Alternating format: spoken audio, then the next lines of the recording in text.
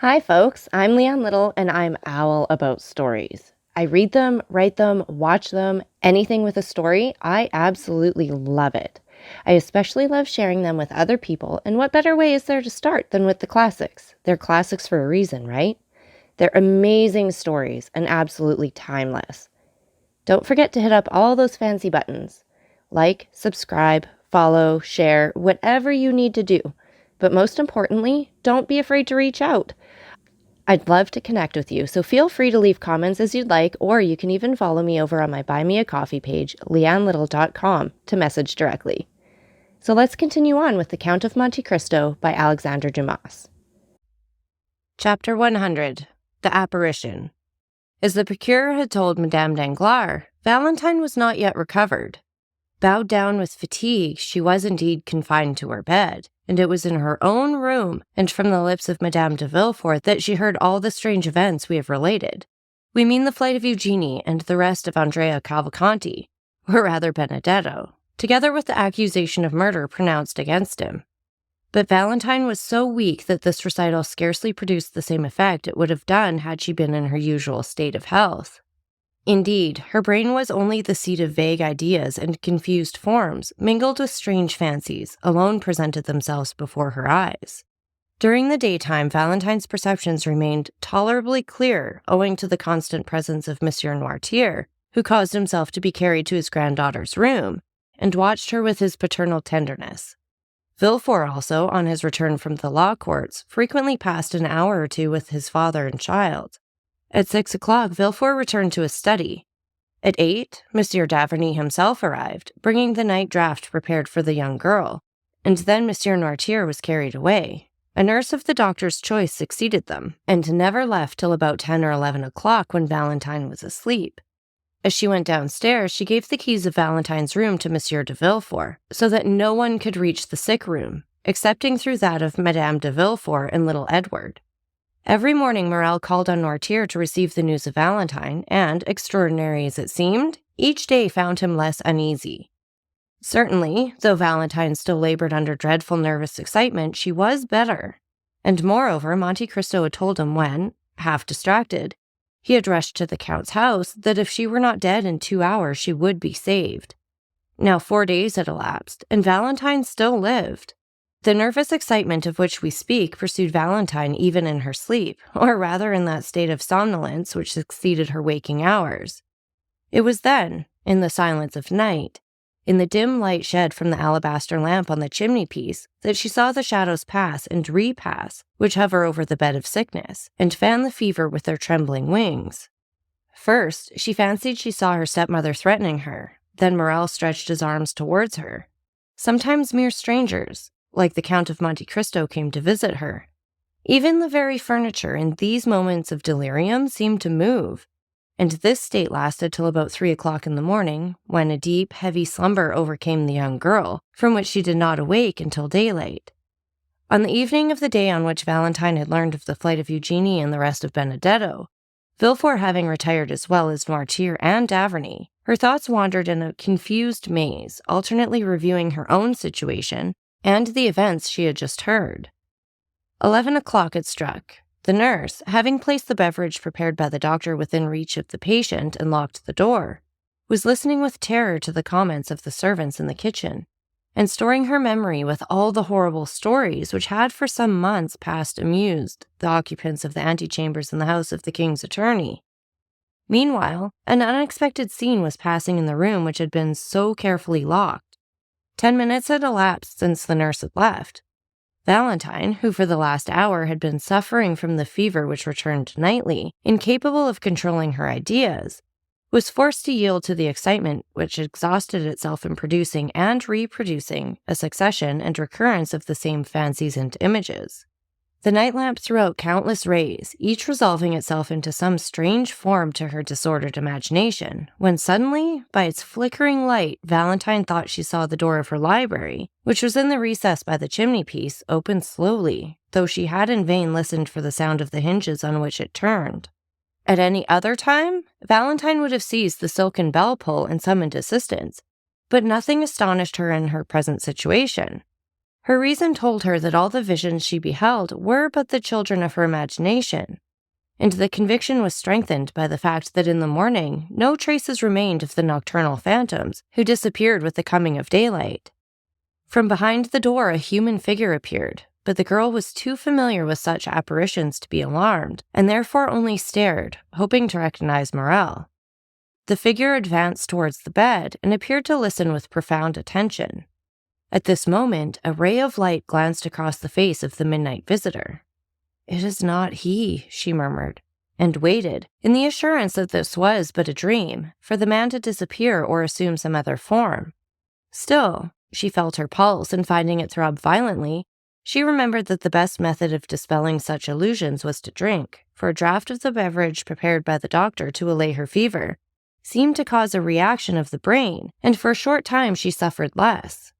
Valentine therefore reached her hand towards the glass, but as soon as her trembling arm left the bed, the apparition advanced more quickly towards her and approached the young girl so closely that she fancied she heard his breath and felt the pressure of his hand. This time the illusion, or rather the reality, surpassed anything Valentine had before experienced. She began to believe herself really alive and awake, and the belief that her reason was this time not deceived made her shudder. The pressure she felt was evidently intended to arrest her arm, and she slowly withdrew it. Then the figure, from whom she could not detach her eyes, and who appeared more protecting than menacing, took the glass, and walking towards the nightlight held it up as if to test its transparency. This did not seem sufficient. The man, or rather the ghost, for he trod so softly that no sound was heard, then poured out about a spoonful into the glass and drank it. Valentine witnessed this scene with a sentiment of stupefaction. Every minute she had expected that it would vanish and give place to another vision. But the man, instead of dissolving like a shadow, again approached her and said in an agitated voice, "Now you may drink." Valentine shuddered. It was the first time one of these visions had ever addressed her in a living voice, and she was about to utter an exclamation. The man placed his finger on her lips. "The Count of Monte Cristo," she murmured. It was easy to see that no doubt now remained in the young girl's mind as to the reality of the scene. Her eyes started with terror, her hands trembled, and she rapidly drew the bedclothes closer to her. Still, the presence of Monte Cristo at such an hour, his mysterious, fanciful, and extraordinary entrance into her room through the wall, might well seem impossibilities to her shattered reason. "Do not call anyone, do not be alarmed," said the Count. "Do not let a shade of suspicion or uneasiness remain in your breast. The man standing before you, Valentine, for this time it is no ghost, is nothing more than the tenderest father and the most respectful friend you could dream of." Valentine could not reply. The voice which indicated the real presence of a being in the room alarmed her so much that she feared to utter a syllable. Still, the expression of her eyes seemed to inquire, "If your intentions are pure, why are you here?" The Count's marvelous sagacity understood all that was passing in the young girl's mind. "Listen to me," he said. "Or rather, look upon me. Look at my face, paler even than usual, and my eyes, red with weariness. For 4 days I have not closed them, for I have been constantly watching you, to protect and preserve you for Maximilian." The blood mounted rapidly to the cheeks of Valentine, for the name just announced by the Count dispelled all the fear with which his presence had inspired her. "Maximilian!" she exclaimed, and so sweet did the sound appear to her that she repeated it. "Maximilian, has he then owned all to you?" "Everything. He told me your life was his, and I have promised him that you shall live." "You have promised him that I shall live?" "Yes." "But, sir, you spoke of vigilance and protection. Are you a doctor?" "Yes, the best you could have at the present time, believe me." "But you say you have watched," said Valentine uneasily. "Where have you been? I have not seen you." The Count extended his hand towards the library. "I was hidden behind that door," he said, "which leads into the next house which I have rented." Valentine turned her eyes away, and with an indignant expression of pride and modest fear exclaimed, "Sir, I think you have been guilty of an unparalleled intrusion, and that what you call protection is more like an insult."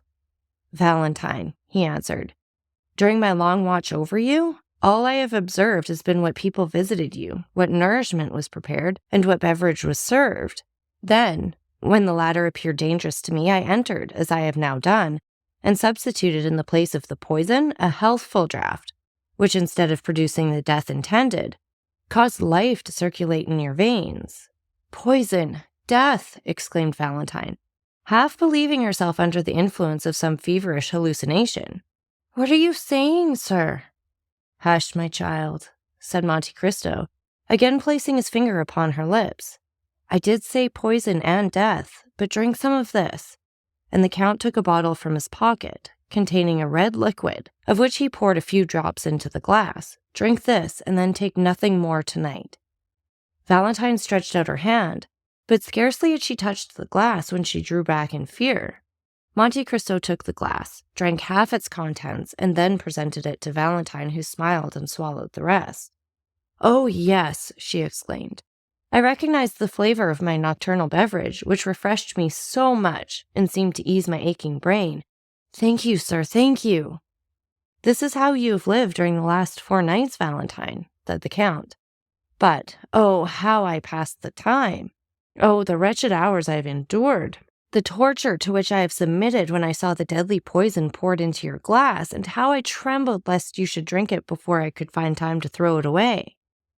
"Sir," said Valentine, at the height of her terror, "you say you endured tortures when you saw the deadly poison poured into my glass.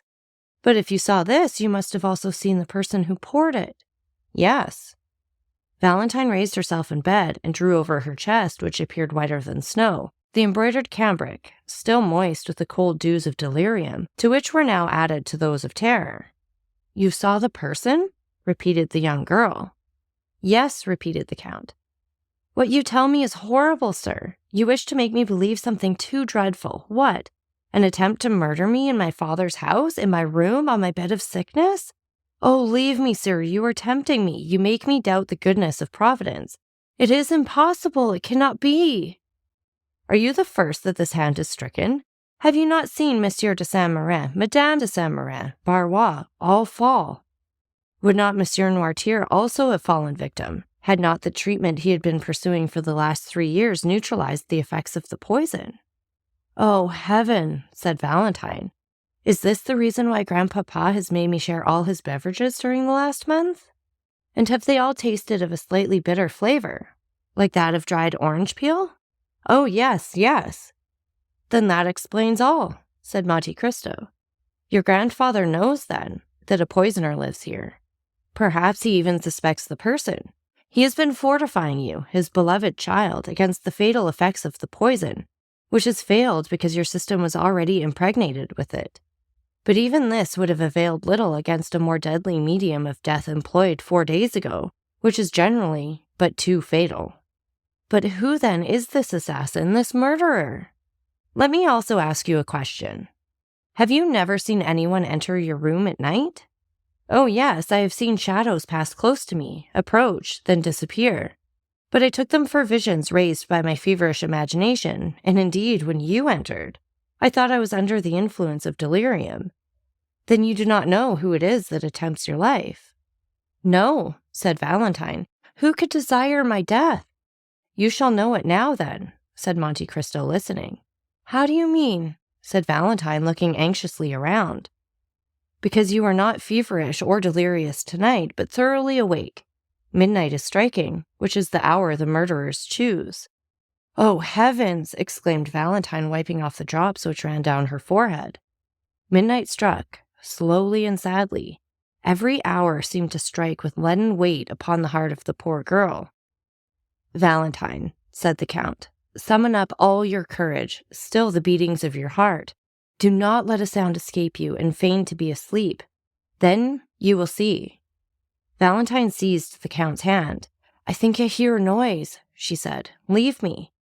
"Goodbye for the present," replied the Count, walking upon tiptoe towards the library door, and smiling with an expression so sad and paternal that the young girl's heart was filled with gratitude.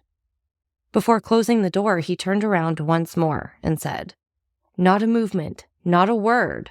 Let them think you asleep, or perhaps you may be killed before I have the power of helping you." And with this fearful injunction, the Count disappeared through the door, which noiselessly closed after him. So that's it for this chapter. And again, take a minute to like, subscribe, and share. And don't forget that I love hearing from all of you. So please leave any comments you'd like, or you can follow me over on my Buy Me a Coffee page, leannelittle.com. That's LIANELITTLE.com. And thank you so much for listening. Remember, it's Owl about the story. Have a great day.